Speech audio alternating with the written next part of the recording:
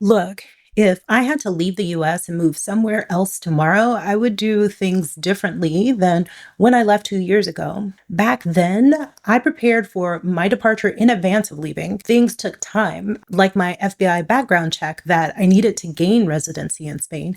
It took a day for it to come back electronically, but I needed to get an official copy, and that took 4 months to process. In general, a lot of the steps to get documents for residency will take far longer than they used to.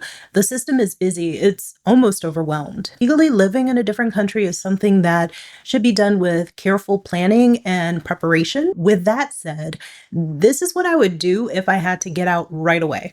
I'm not going to include steps for what to do with your pets. Frankly, that takes a lot of care and consideration. And if you need to leave tomorrow, you may have to leave Spike and Fluffy behind. On that note, if you haven't done so already, update your passport. Like I said, timelines are growing. You want to make sure that your passport is valid for at least 6 months beyond how long you plan on being away. This is necessary whether you choose to expatriate or emigrate. And yes, there's a difference between these two words. Expats, expatriate, they settle themselves abroad. An expatriate is somebody who lives outside of their native country, whereas an immigrant immigrates. They leave their country to settle permanently in another country. I fully expect comments about how I shouldn't use the word expat because of whatever reason. Allow me to be frank. Not everyone who leaves their country is an immigrant. Some people end up becoming nomads. They don't end up tied to any country in particular. And until they settle in a specific place, they're expats. Me, I'm an immigrant. I bought a lovely finca in Spain's northern coast. If you haven't done it already, pick your destination. I'd prioritize countries that offer US citizens visa-free entry or a visa on arrival. This will allow you the time to arrange for longer-term visas later. I've linked resources in the video description for you.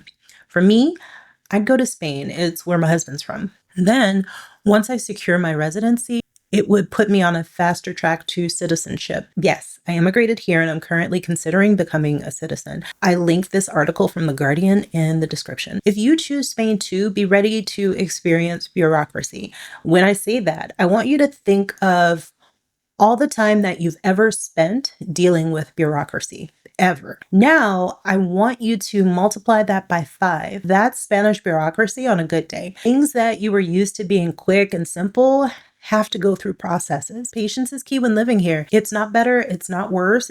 It just is. Now it's time to book your travel. I know this video is about how I would leave the US tomorrow. The thing is, planes have been bumping into one another in the US lately, so I wouldn't be keen on air travel. Between Boeing planes and limited air traffic control, it's almost like gambling to me.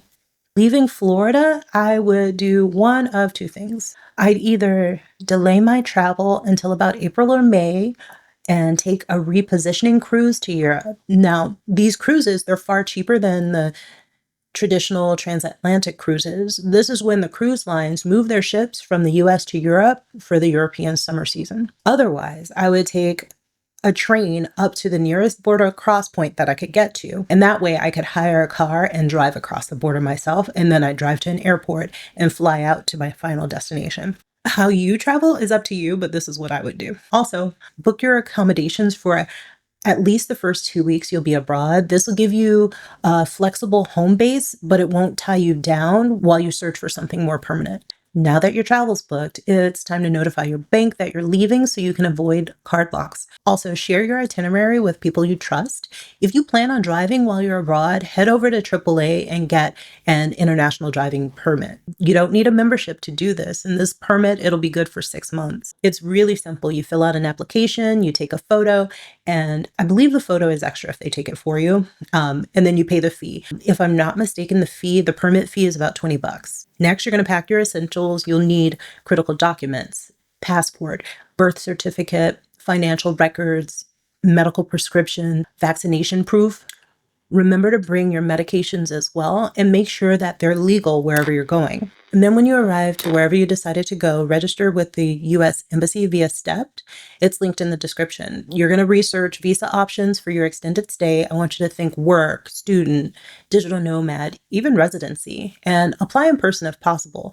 Since I'd be going to Spain, I'd make an appointment at the police station so that I could secure my NIE. That's the Número de Identidad de Extranjero.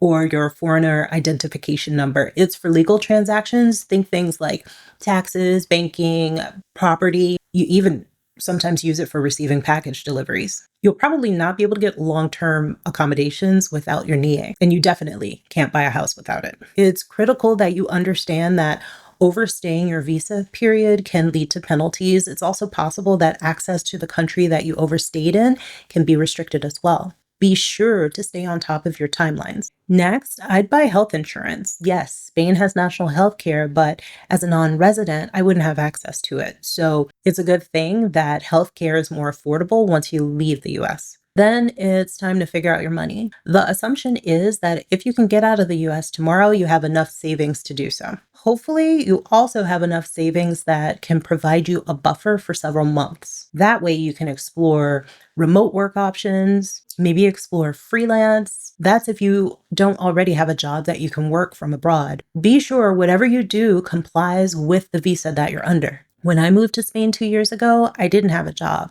I was blessed to have savings that I lived off of because I couldn't work. So I was able to take the time to recover from overworking. Now that I'm here and I'm a resident, I started this YouTube channel and this is my job now. It's not something that came easy to me. It's not something that I knew how to do. I started with 50 videos by my 50th birthday challenge. This was my way to jumpstart my YouTube journey. And now that the end is tomorrow, I know I won't achieve my goal of 50 videos. This is video 47 of 50. Even so, I've created my own income. And regardless of what you end up doing for income, you'll likely have to prove your income or savings. That is, if you plan on staying for an extended amount of time. No matter where you start out, you will need savings. If you went to Spain like me, hopefully you have your NIE by now so that you can get your long-term housing set up as well as your utilities. Once you have your place, start connecting with the community around you. You should join expat communities locally or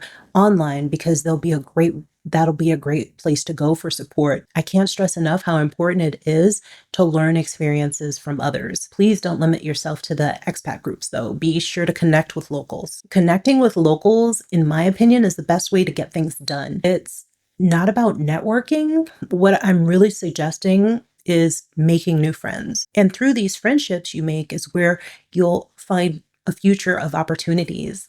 Leaving behind that individualistic nature that we generally have in the US will help you out a lot. And if you're introverted like me, do what I do. Go on stage and perform and then recover in your dressing room. But you have to get out there.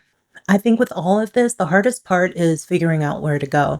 I'm not sure where I would go if I didn't have my husband's background as an influence. Maybe somewhere in South America or the Caribbean or maybe Africa. I've deprogrammed from much of the propaganda I grew up with. Much of what I understood about other countries has really essentially been erased. I understand what destabilized them, along with how their resources played a part. If I had to choose a place apart from Spain, I know I'd go to a place where language isn't a barrier. Moving to another country, especially on short notice, requires attention to detail and quick attention. An immediate move to a visa-free destination is possible, but long-term residency requires a lot of thorough preparation. I would research as much as I can to make sure that you're making the best decision for you. Wherever you end up, it's probably worth the cost to hire an immigration attorney to support you. Mine here in Spain was super affordable. It was less than 300 euros and it was worth every single penny. Also, ask questions. Don't assume anything. If you go with the mindset that you understand how things work, I promise you, you will mess up. Then fixing these mistakes will take longer than if you had just asked. I learned a technique during my time in VIP services when I worked in hospitality, and I've been able to apply it to life here in Spain. After assisting a guest, we'd ask if there was anything additional they needed. Then we'd go over the next steps and what the next steps would look like. Apply this to your experience with systems when you're abroad. When going through processes, ask what the next steps will look like, and then ask about any documentation that will be needed so you can start moving on it. I promise you, it will annoy the agent that you're with, but stand firm and be friendly, but not fake. The benefits of this will outweigh any challenges you'll experience. Now, you have two choices. Watch this because YouTube says so, or watch this because of a really interesting story about the time I was a flight attendant. Okay, thanks. Bye.